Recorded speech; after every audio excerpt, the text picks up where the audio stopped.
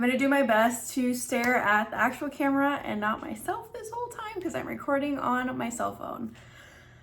Okay, today I'm going to go in depth about the situation with my uncle and how I found out the things he was doing to me as an adolescent, actually as an infant. So I'm gonna start basically how it happened. I got a friend request on Facebook for my uncle, and at the time I had two separate Facebooks. I had one for my mom's family and one for my dad's family and my friends from school, and like I posted on that one all the time. But my mom's side, I didn't post anything. I didn't even have a profile picture. It was strictly in case any of them had some reason to reach out to me. So I get a friend request on my school friend situation Facebook from my uncle, and I had all of them blocked, so they couldn't see this profile at all. So it was kind of weird, but I'm like, maybe he made a new account and that's why he somehow got onto this one instead of my private one for them. Me being, I don't know, I got excited because this is the uncle that I grew up close to. Now, he's 12 years older than me. And as a kid, I spent a ton of time with him. He would always ask my mom if I could come over and he could babysit me and we could play and whatever. Okay. So I added him, and I shouldn't have, but in reality, this would have happened one way or another. So I accepted his friend request, and instantly he messaged me. So I'm gonna read you guys these messages. He said, "Hello, Alexis, this is blah, blah, blah, your uncle.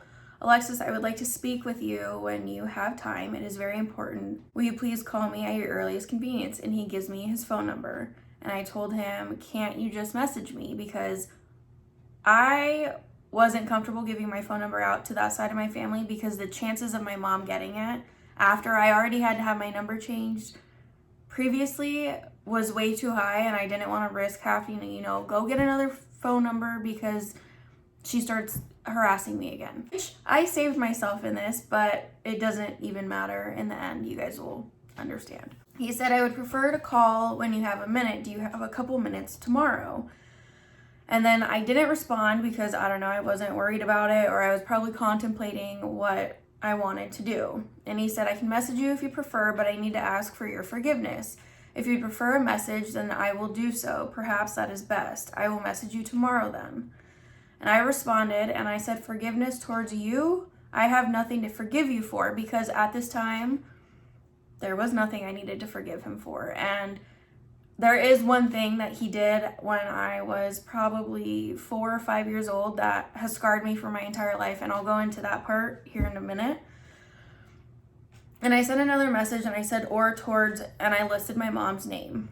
And I said, "That's not something you need to ask me for. That's something she needs to earn, and honestly, she may never earn it. We both have to accept the fact that we will never be close. And I'm not at that point in my life. She still hasn't shown me any reason to even begin to forgive her. I just sat down with my other uncle the day before Christmas and talked to him about this, and it's agreed that it's best that I do it all on my own terms."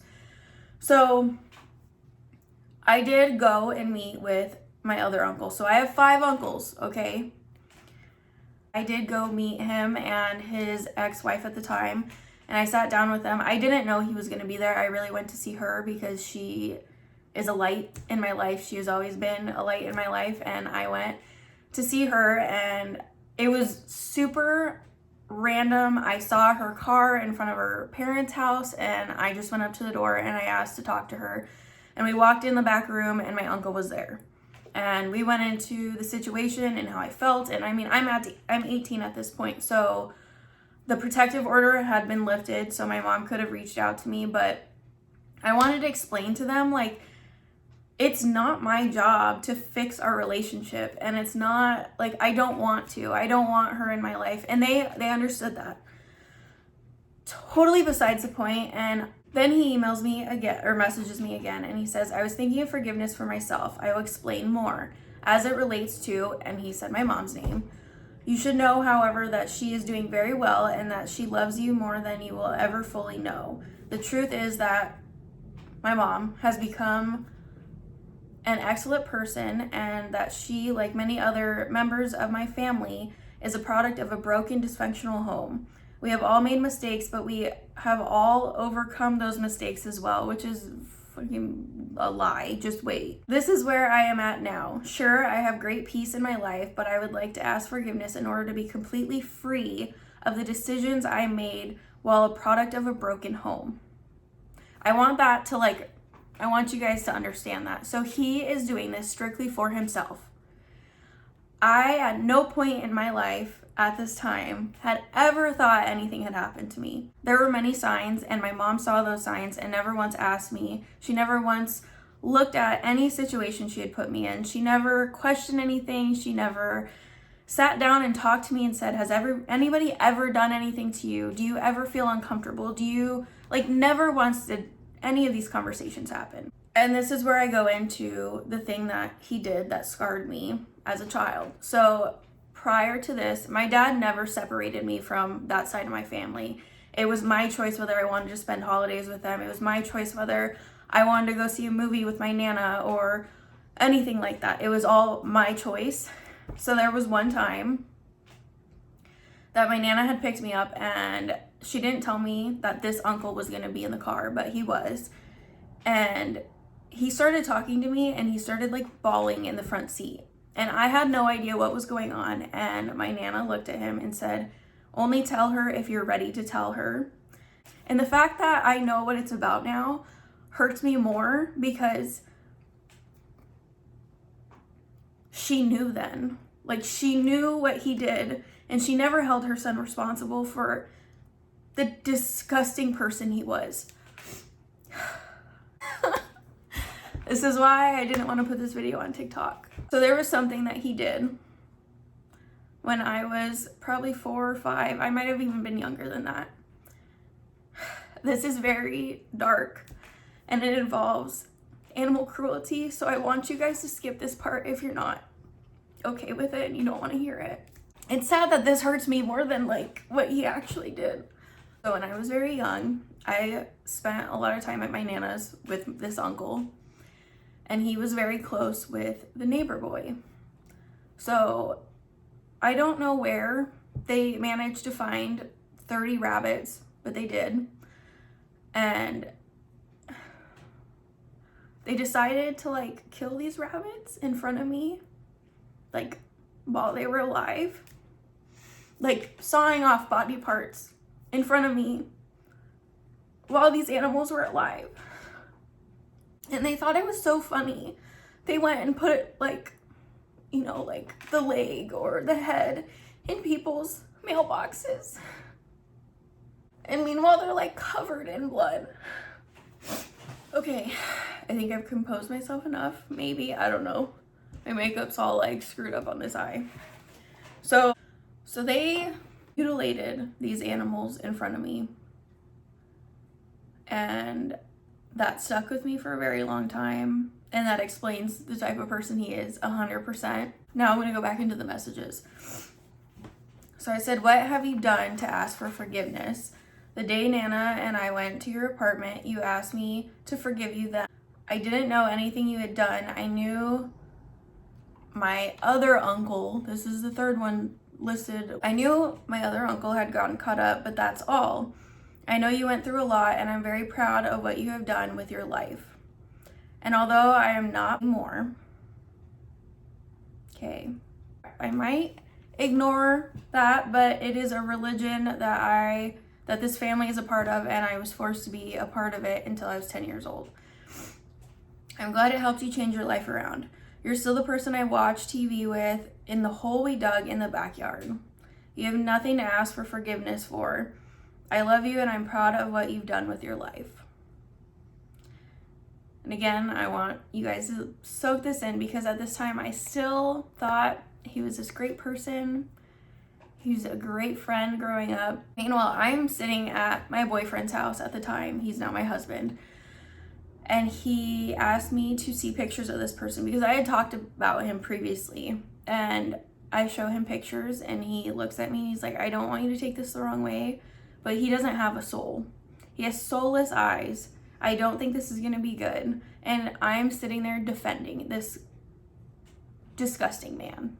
I'm defending him to the death because how dare you talk about somebody that cares so much about me. So I get this message at 9:10 p.m. My dad is already asleep. I'm supposed to be going to sleep because I have school the next day. This is the message I get. Let me begin by first saying that my family is currently resolving some long-standing issues between us. I didn't know about the darker side of my family's history until a week ago.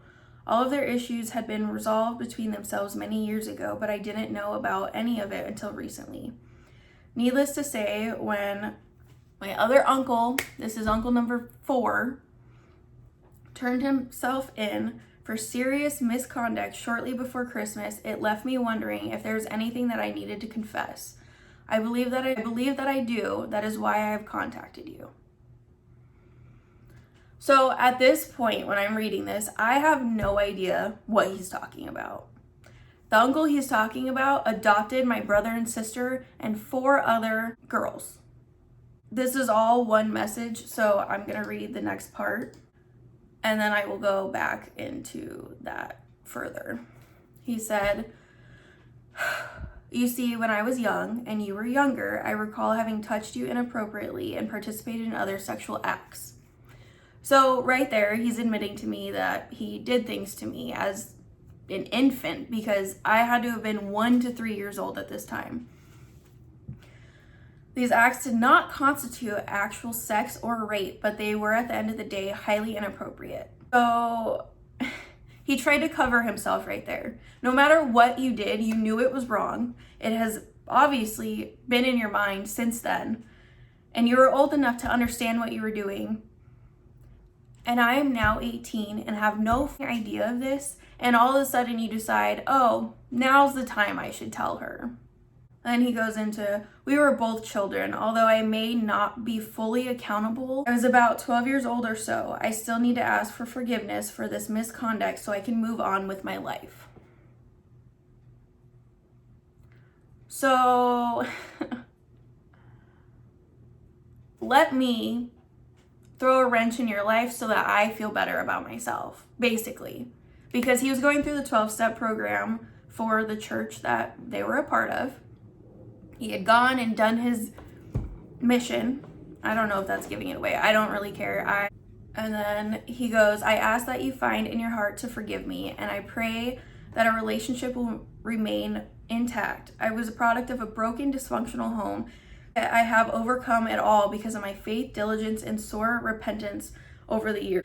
I am now going to call your mother and apologize for betraying her trust. I will then pray for forgiveness, trusting that God will confirm that I have been fully forgiven.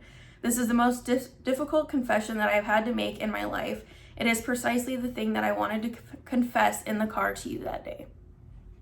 So at that time, I had to have been between, I don't know, 10 and 13 when he was going to decide to tell me that he molested me as a child. And the fact that I sat in that car and my Nana knew, and they all just thought like, oh, let's confess and our lives will be better. No, that's not how it works. No, that does not make you a better person. So then that night, I tell my boyfriend, and my boyfriend flips out and says, you need to go wake your dad up or I'm going to call him because this isn't okay.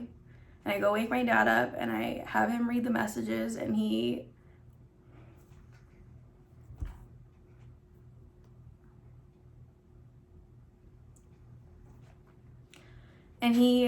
did what every dad did and wanted to hurt him. And I didn't sleep that night. My dad didn't go to work for a week because he thought I was gonna kill myself. But then I kept rereading these messages. At this point, I blocked him. I didn't even respond. I just kept rereading the messages, and I'm like, what is he talking about? That my uncle did. Like, what did my uncle confess to? And so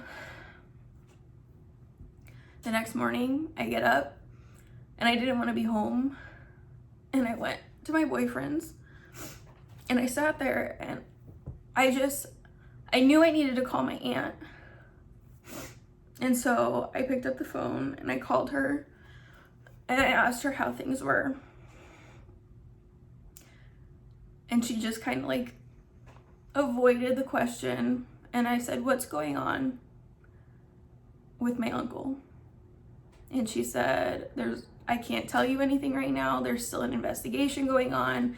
Anything that I say can, might cause an issue with investigation. And I tell her that my other uncle did the same thing to me as a child. And she starts crying on the phone and she says, "I don't know what's wrong with your family, but the excuse that her husband had for doing the things he did to my brother and my sister and other 4 kids that he adopted was that it was done to him." I do not care who you are. I don't care what you think. That is not an excuse. That is no excuse to do the things that you've done. It does not make you a better person to use that as an excuse. It makes you such a coward and such a cop-out. So then she tells me, "You need to go down to the police station and tell them right away." And I go down to the police station and I show the person behind the counter the messages, and I said, "I don't know what I need to do about this, but I need to report it to somebody."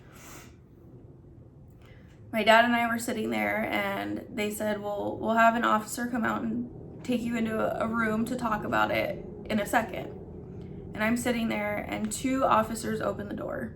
My dad turns to me and says, "Don't expect this to go the way you want it to go, because I know both of those officers and they are both part of your family's church." And now you may not agree with that, or you may think, "Oh, church and state, they don't go together." Oh, they do. Especially if you live where this religion is, because they get away with everything. Literally everything. They don't want the church to look bad. And I'm so sorry if you're a part of it, but literally the only 2 people that have ever tried to molest or rape me have been part of this religion. And they find it okay. So I go down and they call me in the room and I'm reading everything to them. I'm explaining it to them. Never once do I mention religion at this point.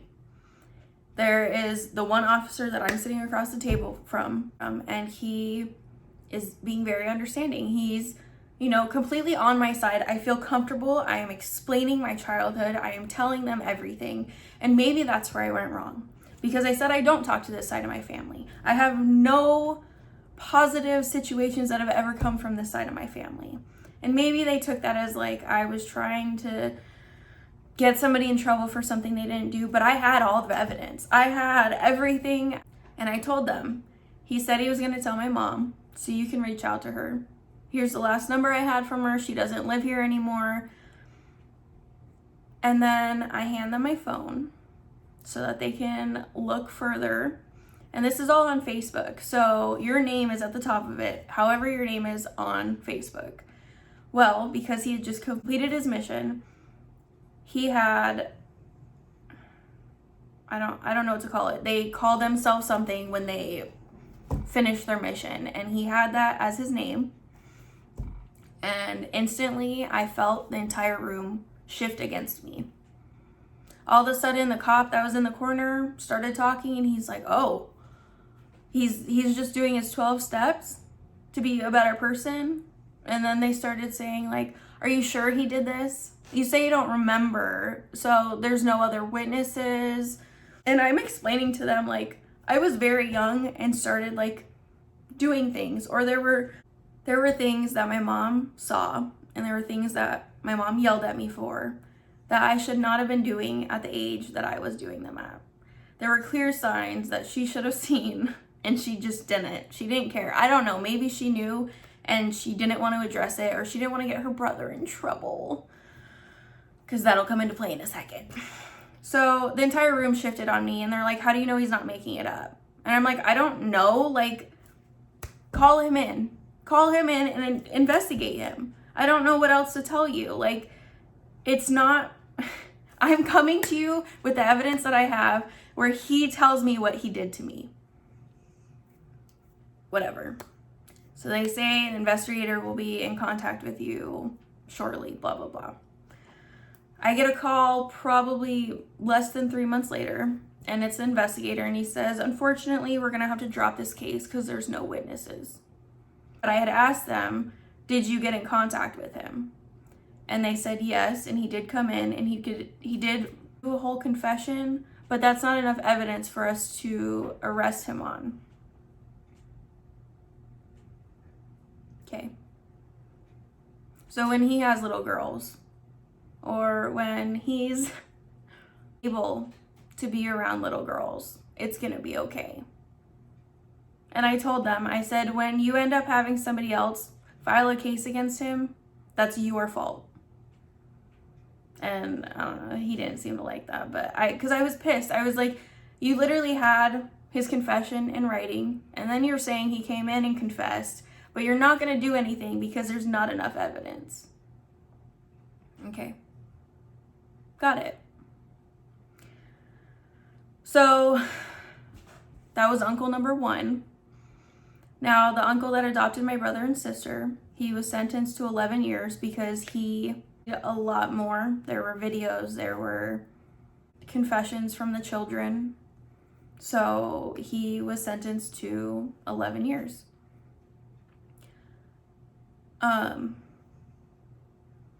Now, after this had happened, I ran into my uncle's ex-wife at my store I was working at, and I just started venting to her. I don't know why I did, whatever. And she went back and she told my uncle, and he came back to my store with flowers, and he broke down. And he said, I'm sorry I wasn't there for you. He has 2 little boys. And although I don't know if anything's ever been done, I don't know what he's done, because at this point there's 3 uncles out of 5 that have been accused or arrested for the same thing. And I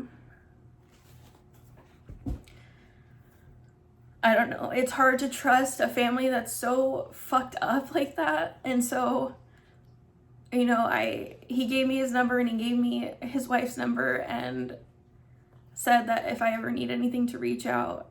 And I didn't see him again until a year later, when he showed up at my front door with no shoes on. He lost probably 100 pounds, and he was completely cracked out. And I found out that he was stealing his ex-wife's mail and opening credit cards in her name. He had gone off the deep end. He was living in the river bottom and was doing, and then, so that is 2 uncles that are convicted and 1 uncle that's a crackhead. So then a couple months later, I found out that my other uncle was living in Oregon with his sister, who he molested when he was 13. And she was younger, I don't know how much younger, but he molested her, and as grown adults, she moved him in to her house with her 3 daughters. And when her daughters told her what he was doing to them, and she confronted him, he locked them in a closet and lit their house on fire. They all escaped. But if that doesn't explain how dysfunctional this fucking family is, I don't know what else will. So that's 3 uncles, okay? 1 uncle that's a crackhead, and 1 uncle that I have no idea where he is. And I don't know what to tell you guys. I ended up messaging my mom, and actually she messaged me first, not once mentioning that her brother had called her and told her what he used to do to me when I was a baby. She just instantly attacked me and said, how can you not care about your family and blah, blah, blah. And then I went off, and we did not get along. And I said a lot of things to her that I don't regret saying, but they weren't nice things, and I don't take any of them back, because where the hell were you? Where were you as a mother? You didn't have a job. You weren't working.